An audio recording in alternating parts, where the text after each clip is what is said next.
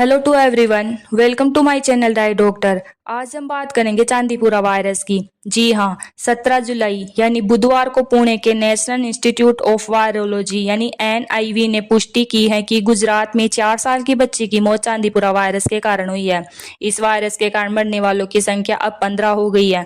अब तक लगभग 1 दर्जन जिलों से कुल 29 मामले सामने आए हैं। इनमें से 26 गुजरात से, 2 राजस्थान से और 1 मामला एमपी का है।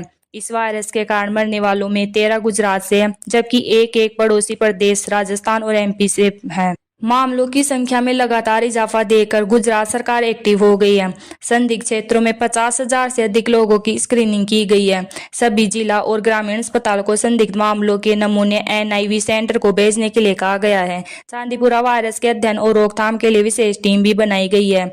यह वेक्टर डिजीज यानी मच्छर और कीट से फैलने वाली बीमारी है जो काफी घातक होती है। यह छोटे बच्चों के लिए अधिक खतरनाक है।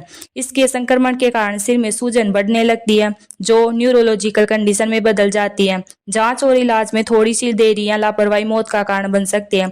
इसलिए आज हम बात करेंगे चांदीपुरा वायरस की, साथ ही जानेंगे इसके क्या लक्षण होते हैं, चांदीपुरा वायरस का क्या इलाज है, इससे बचाव के लिए क्या करना चाहिए। कंप्लीट इन्फॉर्मेशन इसके लिए वीडियो को अंत तक जरूर देखें। सबसे पहले बात कर लेते हैं चांदीपुरा वायरस आखिर है क्या।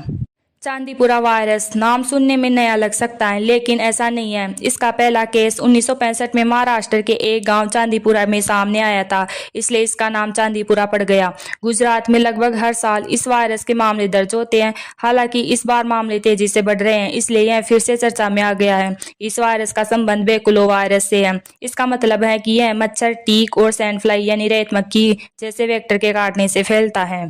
चांदीपुरा वायरस मुख्यतः 9 महीने से लेकर 14 साल तक के बच्चों को प्रभावित करता है। इसका संक्रमण बुखार और मस्तिष्क की सूजन एन्सेफ्लाइटिस का कारण बन सकती है। यह सैंड फ्लाई एक तरह का इंसेक्ट या कीड़ा, टीक जानवरों के शरीर में पाया जाने वाला एक इंसेक्ट है या मच्छरों के जरिए फैलता है। ग्रामीण इलाके में इसका प्रकोप अधिक देखने को मिलता है। बुखार, उल्टी, दस्त और सिर दर्द इसके मुख्य लक्षण होते हैं।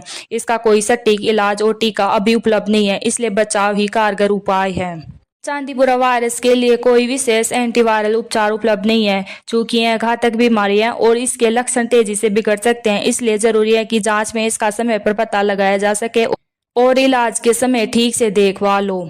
क्या आप जानते हैं चांदीपुरा वायरस से संक्रमित आधे से अधिक लोगों की मौत हो जाती है। जी हाँ, द लेसेंट में साल 2003 में पब्लिश एक स्टडी के मुताबिक चांदीपुरा वायरस का सबसे खतरनाक पहलू इसका डेथ रेट है। जब साल 2003 से 4 में यह मध्य भारत में तेजी से फैला था तो फेर्टिलिटी रेट यानी मृत्यु दर 56% से लेकर 75% तक थी। इसका मतलब हुआ कि चांदीपुरा वायरस से संक्रमित आधे से अधिक लोगों की मौत हो जाती है। इसमें छोटे बच्चों की संख्या अधिक होती है क्योंकि उनका दिमाग तीव्र सूजन सहन कर पाने में सक्षम नहीं होता है।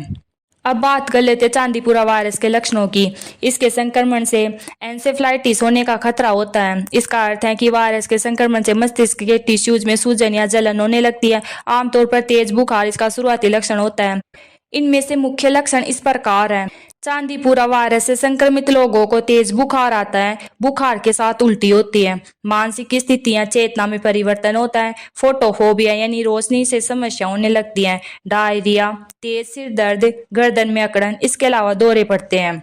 चांदीपुरा वायरस इसलिए अधिक खतरनाक है कि इसके लक्षण एकदम अचानक आते हैं और तेजी से बिगड़ते चले जाते हैं। अगर समय पर सही इलाज और देखभाल न मिले तो घातक हो जाते हैं। यही कारण है कि गुजरात के गांवों में इसे लेकर लोगों को अधिक जागरूक किया जाता है।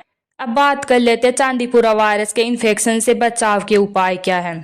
चांदीपुरा वायरस के संक्रमण से बचाव के लिए हमेशा हाथों को हाइजीन बनाए रखें, जंगली जानवरों से दूरी बनाए, मच्छरदानी लगाकर सोए, पूरी बाह के कपड़े पहने, इम्यूनिटी मजबूत बनाए रखें। बात कर लेते हैं इनके बारे में डिटेल से।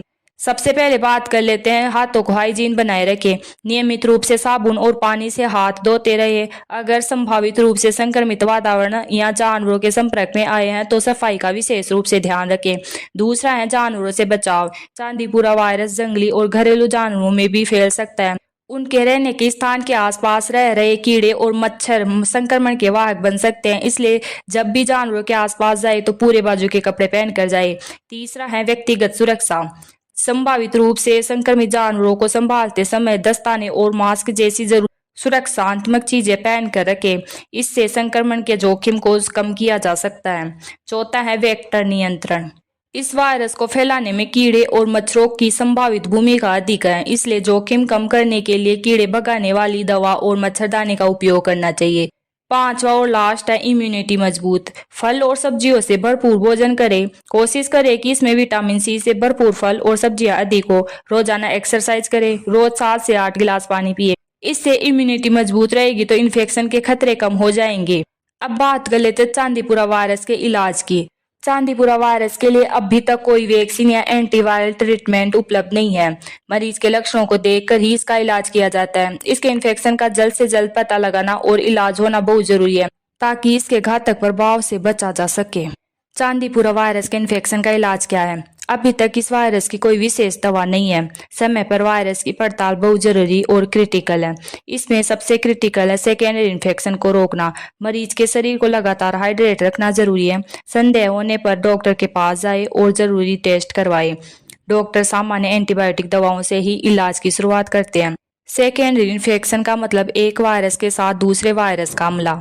दूसरा उपाय, अस्पताल में भर्ती कराए। अगर किसी शख्स में चांदीपुरा वायरस के लक्षण दिख रहे हैं तो उसे तुरंत अस्पताल ले जाए, क्योंकि इसके लक्षण तेजी से बिगड़ सकते हैं। डॉक्टर से सलाह लेकर जरूरी होने पर अस्पताल में भर्ती करवाए। समय पर उचित इलाज मिलने से मरीज आसानी से ठीक हो सकता है। तीसरा उपाय, बुखार कम करने की दवा दें।